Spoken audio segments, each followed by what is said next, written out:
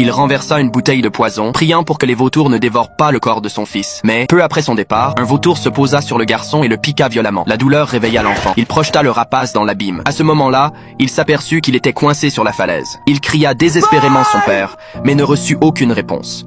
Alors il essaya d'escalader. Les parois étaient trop lisses. Il ne trouvait aucun appui. Il réussit seulement à s'agripper à une fente dans la roche. Tout son corps pendait le long de la paroi abrupte. À cet instant, le temps changea. Soudain, une pluie battante tomba. Les pierres devinrent extrêmement glissantes. Le garçon ne parvint plus à résister. Ses forces s'épuisaient peu à peu. À mesure que l'eau montait avec la pluie, il trouva le courage et sauta brusquement. Le lendemain, le garçon se réveilla au milieu de la boue. Il avait une grave blessure à la jambe et se trouvait seul au milieu de nulle part. Il se traîna difficilement jusqu'à une flaque pour s'hydrater. Après s'être reposé un peu, il retira ses chaussures, mais son pied était très enflé. Il le plaça entre deux pierres et le tordit violemment. Il chercha des branches pour immobiliser la cheville, improvisant une attelle. Ainsi, il marcha longuement malgré la douleur. Finalement, il atteignit le sommet de la falaise. Là, il vit sa propre pierre funéraire. Le jour où il était tombé dans l'abîme, toute sa tribu avait cru qu'il était mort. En découvrant que son père était parti, il s'effondra au sol, anéanti. Soudain, il entendit des hurlements de loups. Une meute s'approchait rapidement de lui. Il dut reculer. Les loups le poursuivaient sans relâche. Il tenta de grimper à un arbre pour se cacher, mais un loup mordit sa jambe. Il dégaina son poignard et le planta dans le loup. La crise se calma temporairement. Cependant,